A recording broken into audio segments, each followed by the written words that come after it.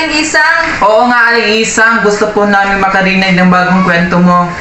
O siya, pumasok muna kayo rito at tatapusin ko lang ito.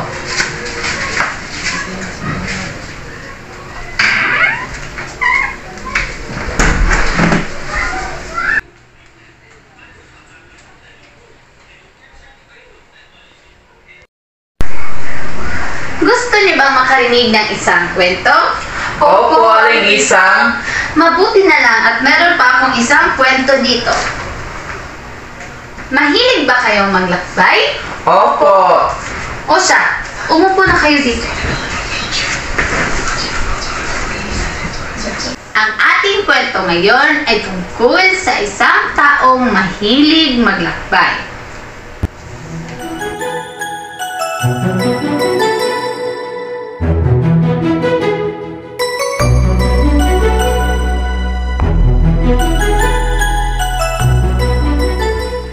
Noong unang panahon, sa isang maliit na nayon, may nakatirang isang batang babae na nagngangalang Risa. Kilala siya dahil sa kanyang taglay na katangian bilang manlalakbay sa kanila. Si Risa ay naninirahan kasama ang kanyang mapagmahal na mga magulang sa isang kakaibang bahay na napapalibutan ng mga bulaklak. Isang maaraw na umaga, habang naglalakad si Risa sa nayon, napadpad siya sa isang sulok ng kanilang nayon. May nakita siyang mga tambak na basura at isang papel na kumikinang. Hala! Ano ito? Napukaw ang pag-usisa sa loob niya at kinuha na ito. Napagtanto na ito ay isang mapa. Puno ng pananabik at pagtataka. Nagpasya si Risa na umuwi muna para tignan ng mabuti ang mapa. Hi, Risa! Hello po, Aling Rosa. Saan ang iyong destinasyon ngayon? Hindi ko po alam, Aling Rosa. Ngunit ako'y uuwi muna dahil ako'y hinihintay na ng aking mga magulang. Sige, mag-iingat ka. Maraming salamat po, Aling Rosa. Nagtatakbong umuwi sa tuwa si Risa. Pag-uwi niya ay wala sa bahay ang kanyang mga magulang. Asan kaya sila, Inay? Bakit walang tao sa bahay? Kaya agad siyang pumunta sa kanyang kwarto.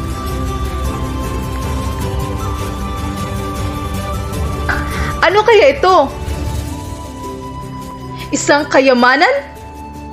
Yay! Magiging masaya na naman ang aking paglalakbay. Inihanda kaagad ni Risa ang kanyang mga gamit sa paglalakbay. Palabas na siya ng bahay nang makita niya ang kanyang ina. Inay, ako'y maglalakad-lakad muna sa ating nayon. Saan ka naman tutungo ngayon, anak?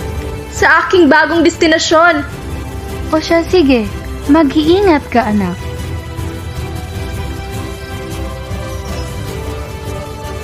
Habang hawak ang mapa, sinimulan ni Risa ang kaniyang paglalakbay na sinusundan ng paikot-ikot na mga landas at tumatuwid sa mahiwagang kagubatan.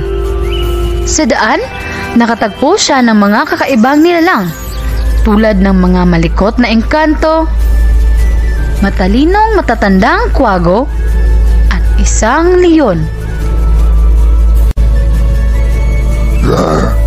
Saan ka, bata? Magandang umaga sa inyo. Ako'y naglalakbay para hanapin ang kayamanan. Ay, salamat. Sasama ako sa iyo dahil ako'y nananabik na rin umalis at gumala. Ano? Sasama ka rin ba, matandang leon? Huwag na. Ako'y tinatamad. Ano ba? Kinahiya mo? Huwag ka nang mahiya, Leon. Isang batang babae lamang ang ating sasamahan. Alam naman namin na malambot ang puso mo sa mga bata. Mauna na kayo kung gusto nyo sumama. Sumunod ka, tandang leon, ha?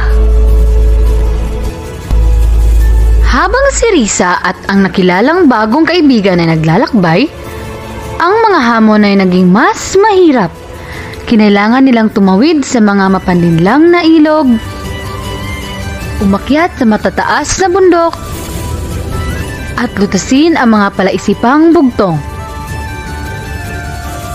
Ngunit, hindi na pinag ang kanyang determinasyon dahil alam niyang sulit ang kayamanan sa bawat pagsubok na kanyang kinakaharap. Matapos ang mga linggo na walang kapagurang paggalugad, sa wakas ay nakarating na si Risa sa huling hantungan na nakasaad sa mapa. Natagpuan niya ang kanyang sarili na nakatayo sa harap ng isang puno na puno ng lumot.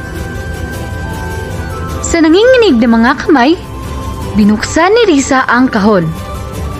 Inilantad ang mahalagang nilalaman nito. Isang kumikinang na kwintas na diamante at isang magandang gintong korona.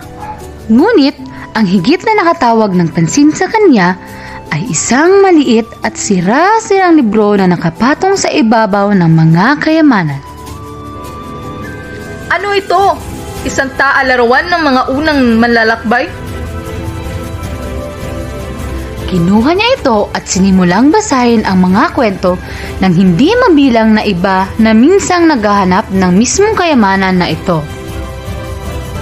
Napagtatanto na ang tunay na kayamanan ay hindi galing sa mga hiyas, kundi sa mga kwento at karanasang ibinahagi ng iba.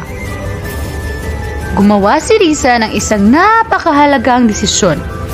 Sa halip na itago ang kayamanan para sa kanyang sarili, nagpasya siyang ibahagi ang kanyang pakikipagsapalaran at mga kwentong natuklasan niya sa kanyang paglalakbay.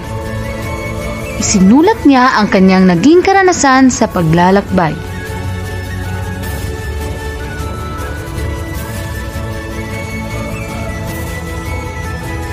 Iniwan ang baol at masayang umuwi pabalik sa kanilang nayon.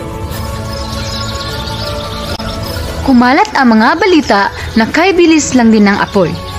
At hindi nagtagal ay napuno ng pananabik ang nayon habang ang lahat ay nagtitipon upang marinig ang mga kwento ni Risa tungkol sa katapangan, pagkakaibigan at pagtuklas. Ang yaman na kanyang natagpuan ay naging simbolo ng pagkakaisa at inspirasyon para sa buong komunidad.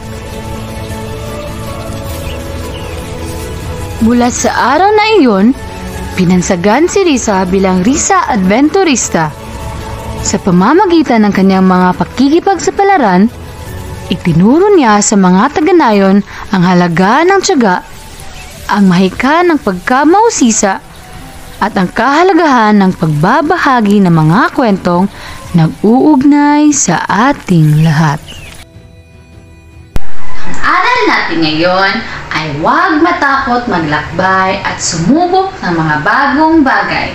Magkaroon ng tiyaga at tapang na harapin ang lahat ng mga pagsubok. Dahil sa huli ay mayroon kayong makukuhang aral na makapagpapabago ng iyong buhay. Nagustuhan niyo ba ang kwento? Opo, Lisa!